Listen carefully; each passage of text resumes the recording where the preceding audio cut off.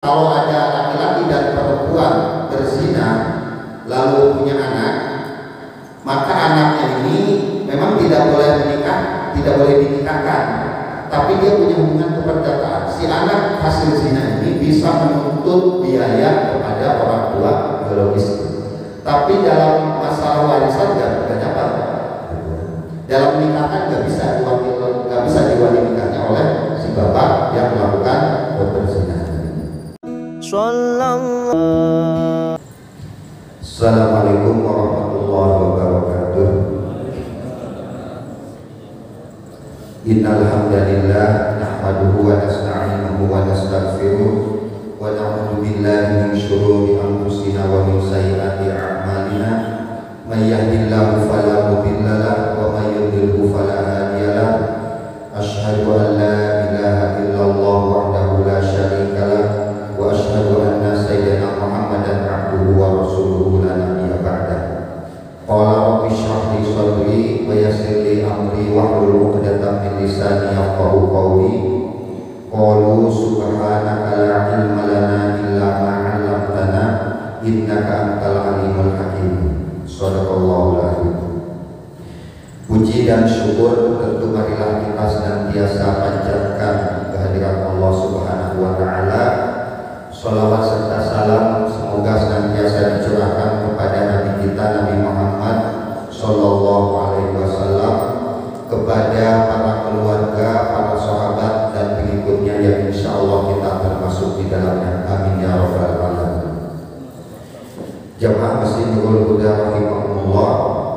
Alhamdulillah pada malam hari ini kita bisa melakukan sebagian kewajiban kita sholat maghrib, yang kemudian dilanjutkan dengan majelis taklim kita, kajian rutin kita. Kemudian saya mohon maaf mungkin 2 minggu ke belakang bulan yang lalu tidak bisa mengisi karena satu dan lain hal.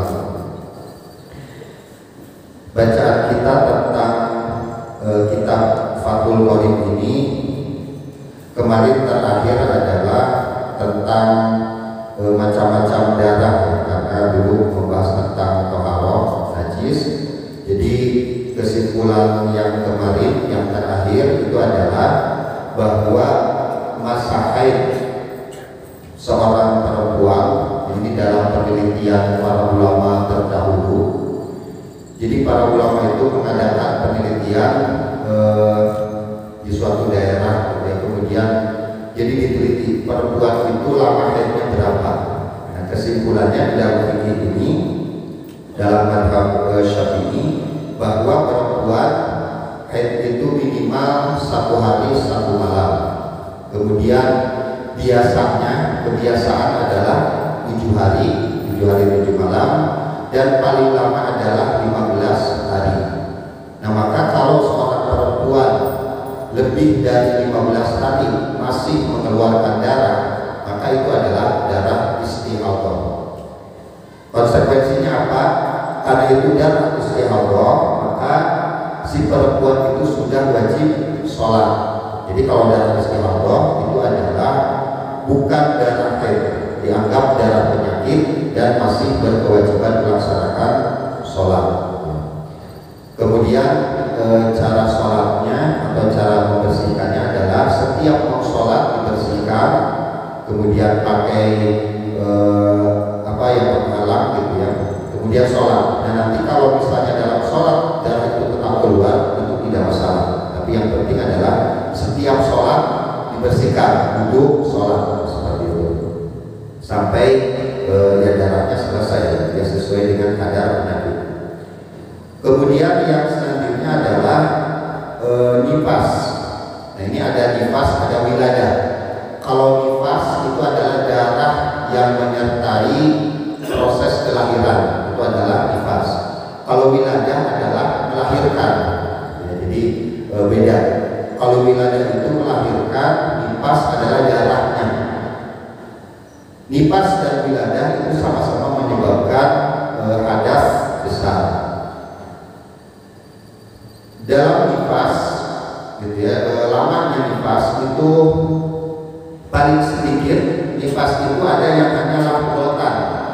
hanya percikan gitu ya. Jadi begitu lahir darah keluar, udah selesai, tidak keluar darah lagi. Nggak ada perempuan yang seperti itu. Jadi minimal nifas itu adalah rahmatan. Kemudian biasanya bahwa ibu arba'una yauman, biasanya adalah 40 hari. Jadi perempuan setelah melahirkan kemudian keluar darah, nifas, dari situ tidak wajib sholat, tidak wajib puasa gitu ya. Jadi nifas. Dan kemudian paling lamanya itu adalah 60 hari. Jadi kalau nifas itu biasanya 40 hari, kalau sampai 60 hari masih keluar darah juga, maka hari ke-61 itu sudah dianggap istihadah, sudah wajib sholat di situ ya. Ketika sudah melebihi dari 60 hari. Ini berdasarkan penelitian, tapi sampai saat ini belum ada penelitian bandingan. Belum ada penelitian bandingan. Ini adalah penelitian mungkin 100 sekian ratus tahun ke belakang seperti itu. Mungkin kalau sekarang bisa jadi akan ada perubahan, tapi belum ada gitu. Kemudian yang selanjutnya adalah wa aqallul hamli sittatu ashhurin. Paling cepat usia kehamilan itu adalah 6 bulan, wa aktsaruhu arba'a sinin, dan yang paling lama itu adalah 4 tahun. Jadi ini penelitian, lagi-lagi penelitian para ulama. Jadi perempuan hamil itu minimal 6 bulan. 6 bulan. Ini berdasarkan ayat Al-Qur'an. Pertama di dalam surah Al-Baqarah dijelaskan wal walidatu yurdina auladahunna haulaini kamilain. Seorang ibu hendaknya menyusui anaknya 2 tahun. Nah, nanti di surah Al-Ahqaf disebutkan wa hamluhu wa fisaluhu salasuna syahra. Seorang ibu itu mengandung dan menyusui 30 bulan. Jadi kata ayat 1, seorang ibu hendaklah menyusui 2 tahun. Kata satu ayat, seorang ibu mengandung dan menyusui 30 bulan. Nah, berarti menyusuinya 2 tahun, hamilnya adalah minimal 6 bulan. Apa hikmah atau apa tujuan daripada ada minimal kehamilan? Itu nanti jamaah sekalian, kalau ada masalah tentang perdebatan apakah ini anak hasil zina atau bukan, apakah anak ini anak sah atau bukan. Nah, itu kalau pada masa dulu itu kan belum ada tes DNA. Nah, itu dihitung sejak pernikahannya. Jadi kalau misalnya ada perdebatan, ini bukan anak saya ini, gitu kan, ini anak hasil zina, nah maka dihitung. Kalau perempuan itu melahirkan setelah 6 bulan dari pernikahan, maka itu dianggap anak yang sah. Tapi kalau lahirnya kurang dari 6 bulan, nah maka itu dianggap anak hasil perzinahan.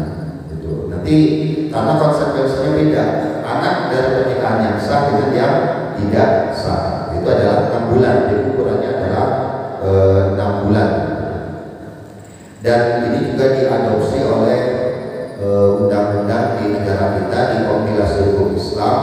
Jadi salah satu perhitungan atau yang dianggap anak sah itu kalau lahir minimal 6 bulan setelah pernikahan yang sah.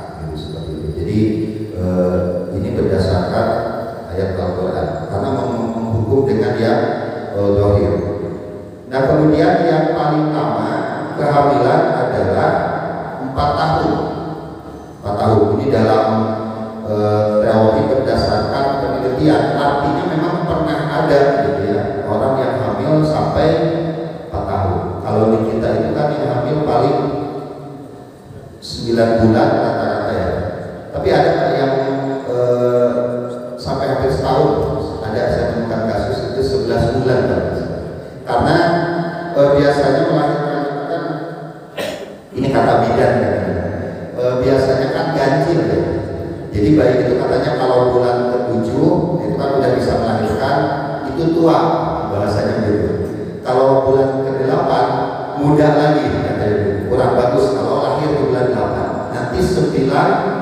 tua lagi. Bulan ke-10 muda lagi, nanti bulan ke-11 nah dia tua lagi. Nah saya menemukan yang lahir di bulan ke-11. Tapi kalau sampai 2 tahun atau 3 tahun belum pernah. Tapi dalam riwayat yang banyak meriwayatkan itu Imam Asy-Syafi'i itu katanya beliau lahir di kandungnya itu selama 2 tahun. Luar biasa ya, 2 tahun di dalam kandungan. Kalau di kita kan anak 1 tahun itu udah bisa jalan. Jadi wallahu a'lam memang bahasa tahu gitu. Ini berdasarkan penelitian Pak, ini bukan teori. Jadi ulama istiqra gitu ya. Istiqra itu kalau sekarang ambil sampel di satu wilayah, kemudian disimpulkan kalau begitu perempuan itu ada yang hamil sampai 4 tahun. Baik, kemudian selanjutnya adalah wa yahkumu bil haidi wan nifasi samaniyatu asya. Dan diharamkan bagi perempuan yang haid dan nifas itu ada 8 masalah. As-sholatu yang pertama tidak boleh sholat, was-shaum dan puasa, wa qiraatul Qur'an dan membaca Al-Qur'an, wa masul mushafi dan memegang mushaf, wa hamduhu dan membawa mushaf, wa dukhulul masjid dan masuk ke masjid, wa tawafu dan tawaf, wal waqtu dan berhubungan suami istri, berhubungan intim, wal istimta'u dan bersenang-senang bima baina surrati wa rukbati dengan sesuatu yang berada di antara pusar dan lutut. Jadi yang haid dan nifas itu tidak boleh pertama sholat. Ini udah jelas ya, ini sudah umum. Jadi tidak diwajibkan sholat, tidak diwajibkan sholat. Wassaum dan puasa. Nah, cuma bedanya kalau sholat itu tidak wajib diqodho, gitu ya. Tapi kalau puasa itu wajib diqodho. Jadi kalau misalnya seorang perempuan pas haid atau nifas Ramadan misalnya, nah maka tidak boleh berpuasa, tapi wajib qodho, ya, karena dalam hadis disebutkan Aisyah mengatakan kunna numaru bi qodho is-shaum wa la numaru bi qodho is-shalah. Jadi kami diperintahkan untuk mengqodho puasa dan tidak diperintahkan untuk mengqodho sholat. Jadi shaum nanti diqodho. Nah kemudian wa qiraatul Qur'an, membaca Al-Qur'an, wa masul mushafi dan memegang mushaf, wa hamdu dan membawanya. Nah di dalam membaca Al-Qur'an ini nanti ulama-ulama memberikan keringanan. Ya. Misalnya, walaupun di sini ada juga istilah, ada yang membolehkan orang itu membaca Al-Qur'an dalam kondisi haid. Salah satunya adalah Imam Al-Bukhari. Imam Bukhari riwayat hadis. Beliau itu membolehkan membaca Quran seorang perempuan dalam keadaan haid. Gitu ya. Kemudian memegang mushaf dan membawanya. Nah kalau dalam madhab Syafi'i membaca Al-Quran itu tidak boleh ketika dalam haid. Nah tapi lalu bagaimana kalau misalnya seorang itu nifas sampai 60 hari itu nggak baca Quran gitu. Sampai 40 hari tidak baca Al-Quran. Nah maka para ulama madhab Syafi'i antara lain memberi jalan keluar, kalau ingin membaca Al-Quran bacalah yang dihafal dengan niat zikir.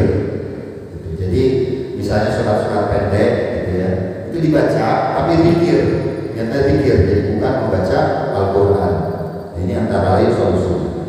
Kemudian solusi yang kedua, gitu ya, solusi yang kedua biasanya ini dilakukan oleh para penghafal Al-Quran, mahasiswi IIKI misalnya sini kan di sekitar kita itu membaca Al-Quran dalam keadaan haid biasanya dengan Al-Qurannya itu yang ada terjemahan. Jadi Al-Qurannya ada terjemahan yang tulisan Latinnya lebih banyak dari tulisan Arabnya. Itu ada ulama yang membolehkan. Jadi boleh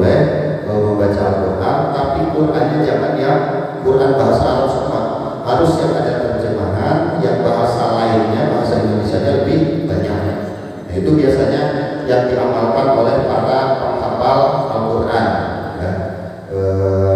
Karena menghafal Quran itu kalau ditinggal selama 40 hari, selama 15 hari gitu ya. Kalau yang misalnya mahasiswa itu yang menghafal Quran atau santri yang menghafal Quran ditinggal 15 hari itu lupa lagi. Nah, lalu bagaimana untuk murojaahnya? Maka pakai biasanya mushaf, ya mushaf yang ada terjemahan seperti itu. Karena memang mazhab Syafi'i ini lebih ihtiyat, gitu ya, lebih hati-hati. Jadi ketika ada pilihan apakah boleh gitu ya, menyentuh Al-Quran dalam keadaan haid atau tidak, yang mazhab Syafi'i berpendapat nggak usah disentuh aja, gitu. Jadi lebih hati-hati. Tapi tentu melihat situasi dan kondisi. Dulu misalnya kalau waktu kecil itu saya masih teringat, karena kan tidak boleh memegang Al-Quran kalau sedang punya hadas. Kadang kan di masjid itu kan kalau dulu suka tercecer sobekan-sobekan Quran ya, gitu. Kita nggak punya hadas, itu saking nggak mau megangnya, itu pakai kayu, colek-colek. Jadi tulisannya kemudian sudah tidak terpegang oleh tangan yang tidak punya. Ya tentu tidak seperti itulah, yang tidak seketat itu. Saya tidak memahami agama. Jadi kalau misalnya ada Quran di tengah jalan jatuh, lalu ada yang haid, perempuan haid, saking nggak mau megang, colek, itu kan kondisinya darurat, ambil aja seperti itu. Jadi ini tentang membawa. Kemudian waduhulul masjid, masuk ke masjid. Nah, ini yang haid dan yang nifas itu tidak boleh masuk ke masjid. Tapi kalau dalam Al-Quran disebutkan illa na'biri sabilin, kecuali memang hanya selintas karena ada keperluan yang memang mengharuskan ke dalam masjid. Itu juga kalau aman, tidak menetes darahnya ya. Misalnya kalau sekarang itu ibu-ibu sedang ngasuh anaknya, sudah tiba-tiba si anak masuk ke masjid, si ibunya ini lagi haid. Nah maka kata Al-Quran illa abiri sabili, boleh masuk ke masjid tapi selewatan saja masjid, bawa anaknya lalu keluar lagi, tidak boleh diam di masjid. Karena dulu kalau pada masa Rasulullah itu dalam satu hadis disebutkan di masjid itu ada tempat khusus untuk perempuan yang haid. Gitu. Jadi kalau sebenarnya kalau di kita kan masjid itu kan kalau ini Nurul Huda, maka yang dinamakan masjid sebenarnya yang atas. Ini yang biasanya dilaksanakan sholat rawatib di masjid. Nah kalau yang bawah itu sebenarnya kalau dalam fikih itu kategorinya sudah bukan masjid sebenarnya.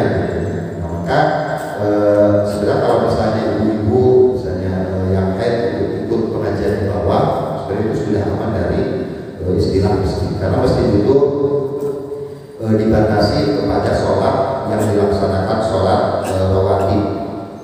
Bahkan kalau dalam pendapat sebagian ulama, nah kita keluar dari pintu saja, itu sudah bukan kategori masjid.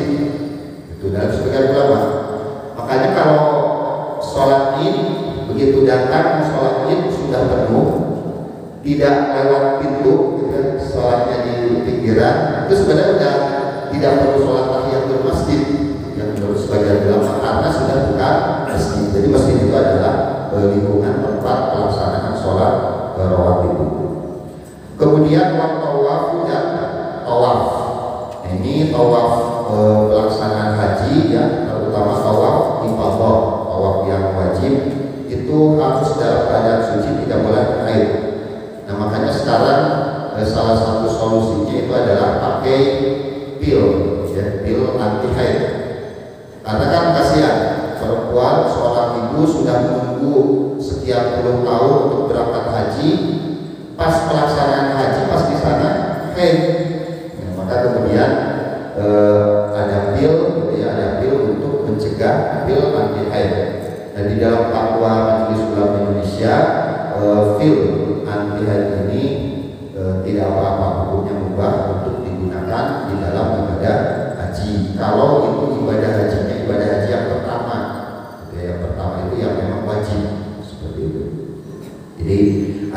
hamil anti haid supaya bisa tawaf.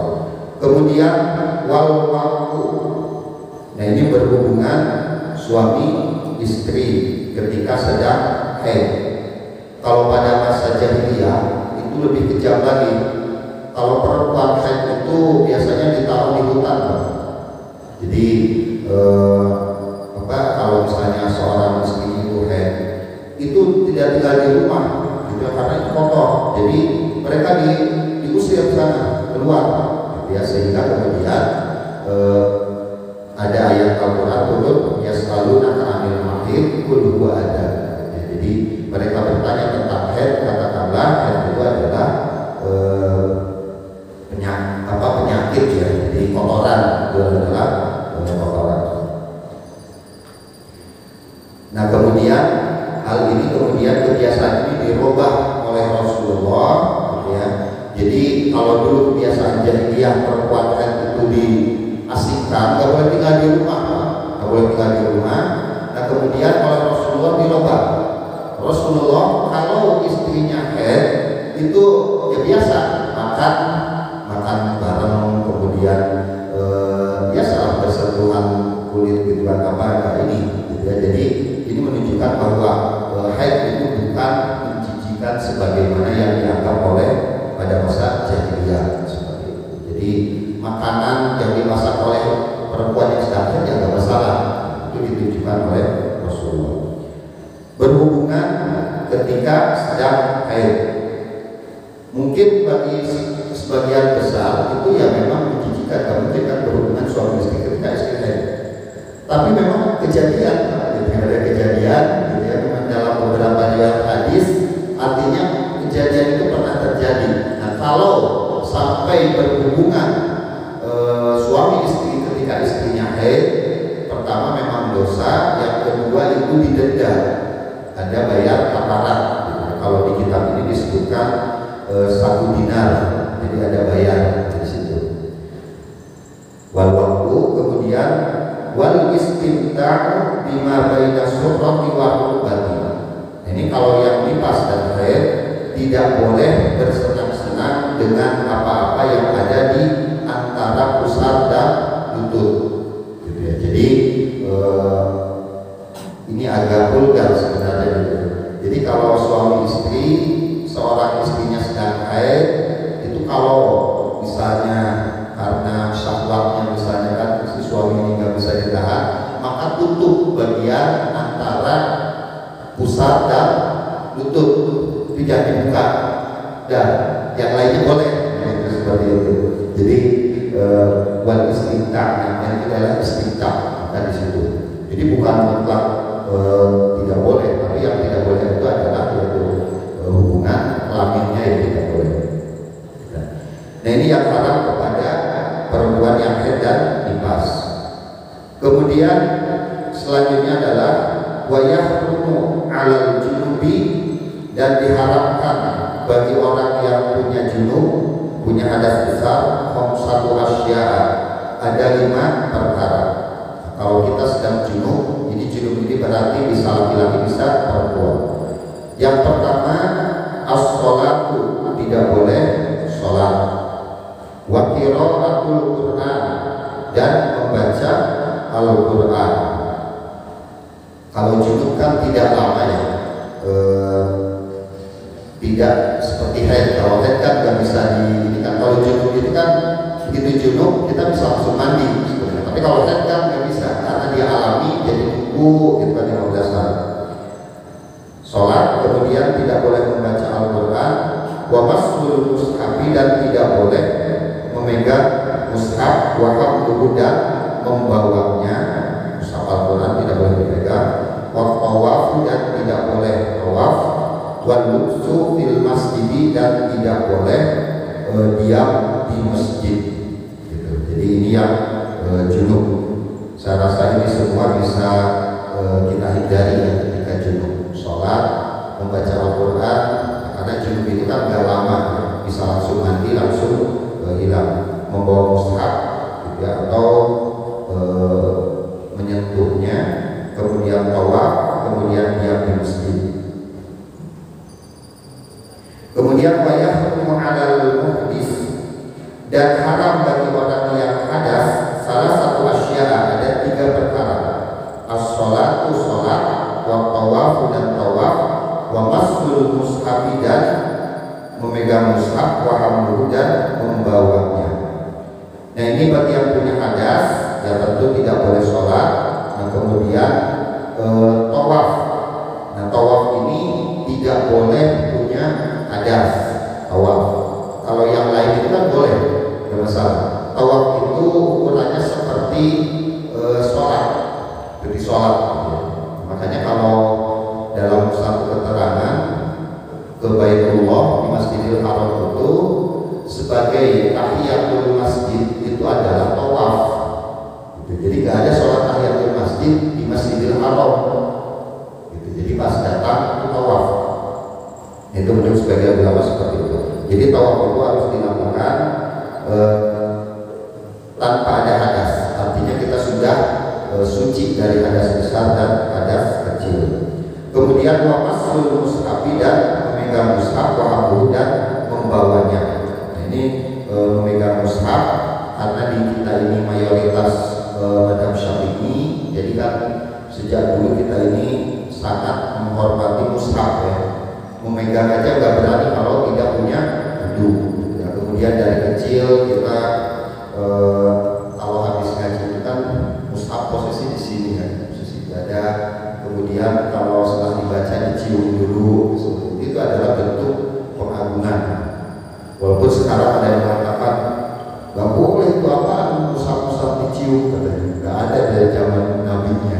Ya memang dari zaman nabi nggak ada mushaf kan mushaf ini zaman sahabat, zaman nabi kan masih berserakan.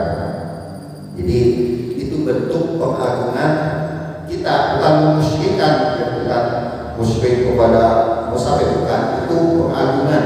Cium itu kan tanda mengagungkan. Kita mencium tangan orang tua, mencium tangan guru, mencium tangan orang alim, itu adalah bentuk pengagungan kita kepada syariat, kepada syariat.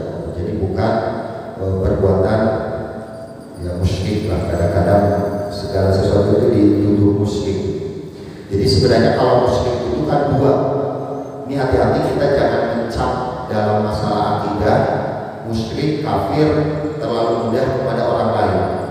Karena kalau menuduh musyrik atau kafir kepada orang lain, kalau dia tidak musyrik atau tidak kafir, kita yang musyrik dan kafir di hadapan Allahnya.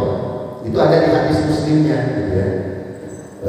Jadi siapa yang mengatakan kafir kepada orang lain, ternyata orang itu nggak kafir, maka dia yang kafir di sisi Allah. Gitu.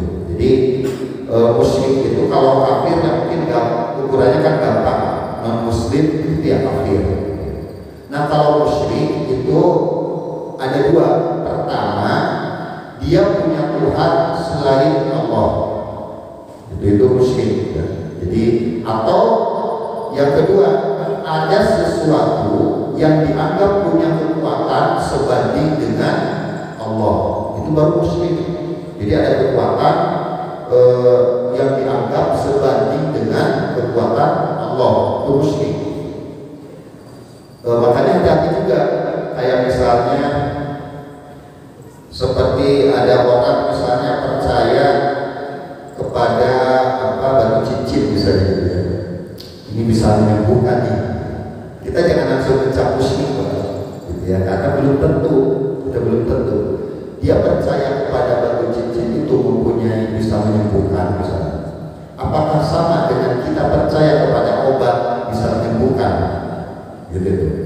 Kalau dia percaya bahwa kekuatan itu yang diberikan oleh Allah kepada benda itu, artinya kan tetap Allah itu berada di posisi atas, gitu. Kecuali kalau memang dia percaya bahwa kekuatan itu sebanding dengan kekuatan Allah. Jadi intinya tidak mudah untuk mencap musyrik. Kita diberikan contoh oleh para kiai-kiai kita itu tidak mencap gampang musyrik atau kafir.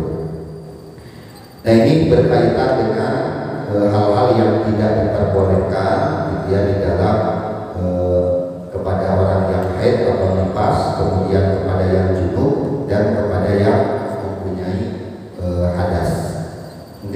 sini dulu kalau ada yang mau ditanyakan.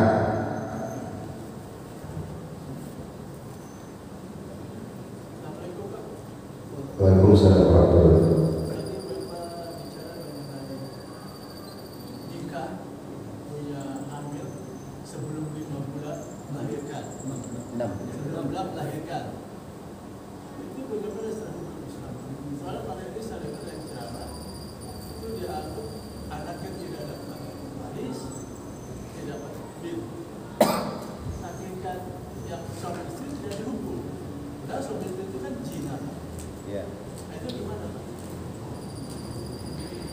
Baik, jadi tadi ya berdasarkan dua ayat itu, jadi kesimpulannya seorang perempuan itu hamil minimal 6 bulan.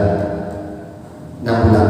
Nah kemudian apa makna daripada ini? Ini hukum dampaknya. Kalau ada laki-laki dan perempuan, seorang laki-laki dan perempuan nikah, lalu bulan ke-7 melahirkan, nah berarti dalam fikih kalau dibawa ke pengadilan itu adalah anak sah secara hukum ya, secara dohir. Tapi kan kita nggak tahu si laki-laki dan perempuan itu kapan berhubungan suami istrinya, pas dari kalau. Tapi dari dohir itu adalah setelah 6 bulan, setelah 6 bulan, jadi bulan ke-7 itu dianggap sah. Dan di Indonesia mengadopsi ini. Jadi kalau lahir di bulan ke-7 itu sudah dianggap anak sah, bisa dibikin akte dengan orang tuanya si bapak dan ibu tersebut. Itu kalau 6 bulan lebih. Nah kalau 6 bulan kurang, nah maka itu bukan anak sah, bukan anak dari perkawinan yang sah. Konsekuensinya apa? Konsekuensinya kalau bukan anak yang sah, itu pertama dia tidak punya hubungan secara hukum dengan bapaknya. Gitu. Jadi kalau ada perempuan melahirkan 5 bulan melahirkan atau 4 bulan lahir, atau memang zina, nah maka si anak hasil zina ini tidak punya hubungan dengan bapak biologisnya, tidak punya hubungan. Jadi artinya apa? Kalau dia perempuan, nanti yang menikahkannya hakim. Gitu. Kalau dia perempuan, nah tapi si anak ini hanya punya hubungan kepada ibunya, tapi kepada bapaknya itu tidak punya hubungan. Bahkan ada ulama yang sampai ekstrim begini, bahkan si bapak biologis boleh menikah dengan anak hasil zinanya itu. Ada yang sampai gitu Pak, ulama, saking tidak punya hubungan. Nah tapi di Indonesia ini ijtihad daripada ahli-ahli hukum di Indonesia. Dulu ketika Mahkamah Konstitusi ketuanya Pak Mahfud MD, itu kan ada kasus, boleh sebut nama ya di sini, Pak Murdiono dengan Macica ya, dengan itu. Dan dulu itu punya anak Macica ini dari Pak almarhum Pak Murdiono, kemudian mengajukan gugatan ke Mahkamah Konstitusi. Jadi anaknya ini karena tidak diakui sebagai anak yang sah. Kemudian proses ini, nah maka kemudian MK, Mahkamah Konstitusi memutuskan bahwa antara orang tua biologis dengan anak hasil zina itu punya hubungan keperdataan. Hubungan keperdataan aja. Keperdataan itu apa? Keperdataan itu adalah hubungan kewajiban membiayai si anak hasil biologis ini. Gitu. Jadi di Indonesia aturannya begitu. Kalau dalam fikih nggak ada, di fikih tradisional nggak ada. Tapi di Indonesia ini putusan Mahkamah Konstitusi dan itu kan final dan mengikat Mahkamah Konstitusi. Jadi kalau ada laki-laki dan perempuan berzina lalu punya anak, maka anaknya ini memang tidak boleh menikah, tidak boleh dinikahkan, tapi dia punya hubungan keperdataan. Si anak hasil zina ini bisa menuntut biaya kepada orang tua biologis. Tapi dalam masalah warisan nggak dapat. Dalam menikahkan nggak bisa diwali nikahnya oleh si bapak yang melakukan perzinahan. Nah kemudian berarti harus dihukum. Ya memang kalau dalam hukum Islam orang yang melakukan zina itu harus dihukum, ya ada hukumannya. Kalau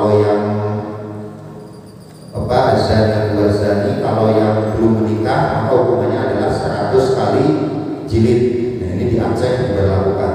Kalau yang sudah menikah itu dirajam sampai meninggal.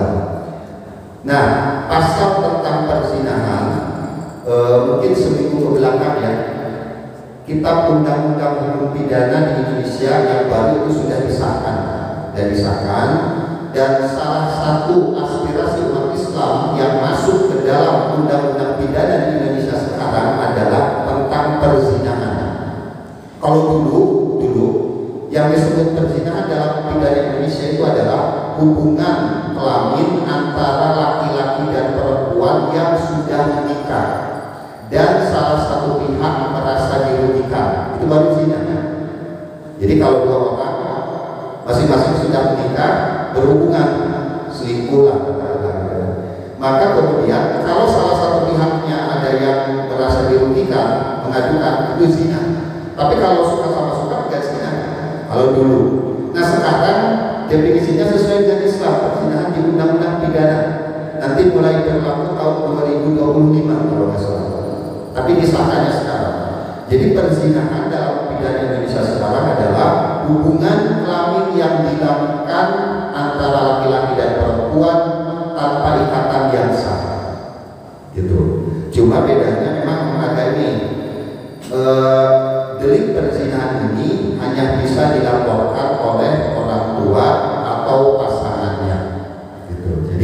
Jadi kalau misalnya, tapi definisinya udah masuk definisi di ini salah satu perjuangan tokoh-tokoh kita juga di tim perumus undang-undang hukum pidana. Jadi definisi zinanya sekarang udah seperti di Islam.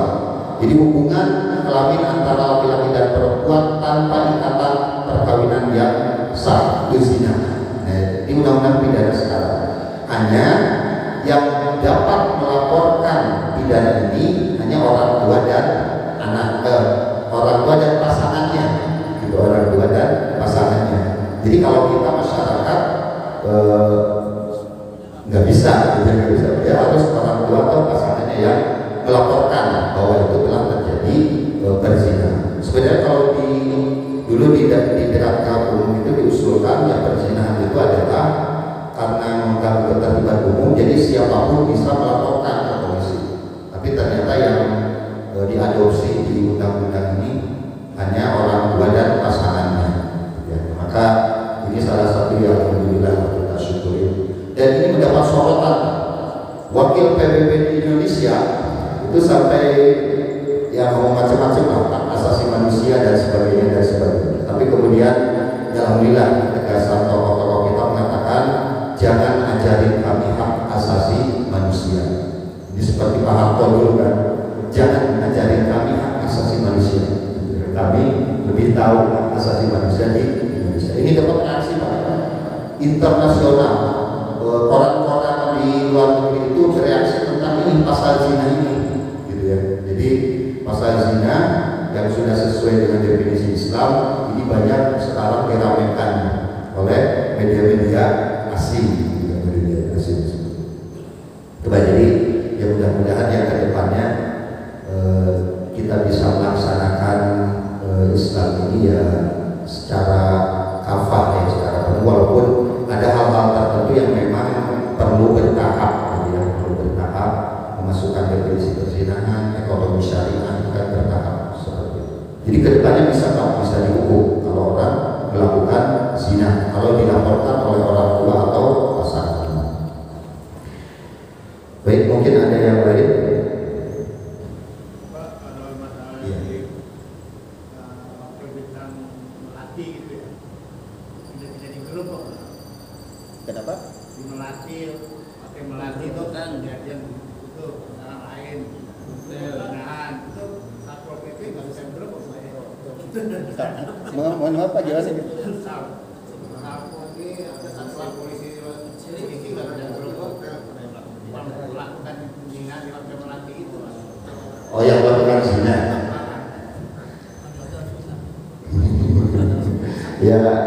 Ya ketertiban umum aja. Ya saya nggak tahu yang ke depannya, tapi dengan definisi yang seperti itu mungkin ke depannya bisa gitu. Ya tapi kan masalahnya kan dalam pelaksanaan hukum ini kan ada backingnya juga kadang-kadang kan gitu.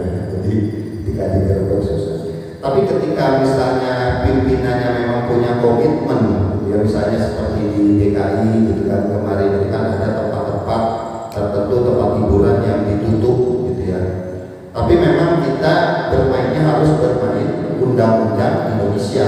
Kita nggak hanya bisa berpedoman kepada Al-Quran dan Sunnah saja. Kita harus main juga undang-undangnya. Jadi kita tidak menabrak undang-undang. Nanti kalau main gerebek aja gitu ke hotel itu mengganggu ketertiban umum, malah yang gerebeknya yang ditangkap. Dulu kasus seorang artis yang penyanyi itu yang dia berbuat zina kan ada videonya, kemudian diadukan ke polisi. Yang dihukum siapa? Yang menyebarkan, Pak.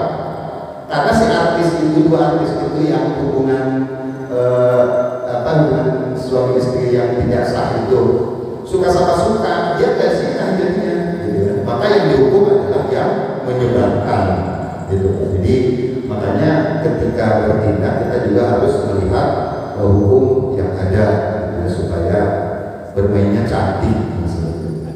Jadi nanti ini mudah-mudahan kalau definisi zinanya ini sudah masuk ke undang-undang hukum pidana ya. Tapi saya nggak tahu juga apa orang-orang yang anti dengan ikatan pernikahan yang sah itu apakah mereka akan menggugat ke MK atau enggak ya, kita nggak tahu karena reaksi internasional sangat dahsyat sampai wakil PBB di Indonesia sampai berkomentar, media-media asing itu berkomentar tentang ini, oh zinanya begini definisinya ya, kalau zina itu gitu kan hubungan yang dilakukan di luar ikatan pernikahan yang sah. Ini jadi masalah. Itu satu hal yang positifnya ya bagi umat Islam. Tapi ada hal-hal lain yang memang katanya sih dalam masalah demokratisasi gitu ya, misalnya di situ dilarang ada hukuman untuk menghina kepala negara, itu nanti mendapat hukuman dan sebagainya.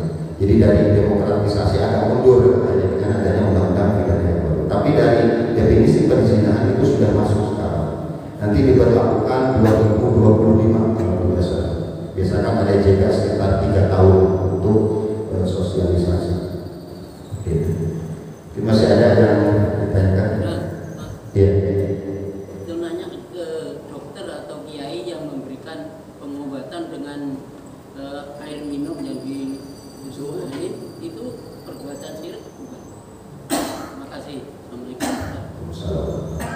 Baik, kalau mengobati dengan air, nah itu kan memang itu ruqyah ya, sebenarnya itu ruqyah ya. Kan yang penelitiannya katanya air itu ketika dibacakan bacaan Al-Quran ya, maka kemudian kristal-kristal itu berubah menjadi seperti mutiara, sehingga menjadi lebih bagus ketika masuk ke dalam tubuh. Tapi intinya begini aja, kalaupun kita berobat dalam bentuk apapun gitu ya, kita hanya meyakini bahwa yang menyembuhkan Allah, itu aja gitu ya, yang menyembuhkan adalah Allah, kemudian obat itu hanya perantara saja, yang menyembuhkan adalah Allah. Jadi kekuatan semuanya adalah Allah, jadi bukan pada bendanya, selama pengobatan itu dilakukan secara syar'i ya. Kalau dengan bacaan-bacaan ayat Al-Quran kemudian diairkan itu tidak masalah, kecuali kalau pakai jambe-jambe yang gak karuan. Sebenarnya kalau sampai musyrik mungkin ya kita jangan memponis musyrik lah. Tapi khawatirnya kalau yang pakai bacaan-bacaan gak karuan itu justru yang datang makhluk halus yang kita tidak mau dulu. Jadi kalau yang biasa-biasa saja itu tidak masalah, selama kita tidak meyakini bahwa obat itulah yang menyembuhkan. Yang menyembuhkan adalah Allah. Jadi keyakinan kepada air, keyakinan kepada obat diberikan dokter, nah itu kan sama aja, keyakinan bahwa itu hanya perantara di dalam menyembuhkan. Seperti itu. Asalkan tidak pakai jimat gitu ya Pak. Tergantung apa ya, mendefinisikan jimatnya juga karena ada pokoknya begini, keyakinan kalau jimatnya jimat nggak jelas, jimat itu kan apa ya,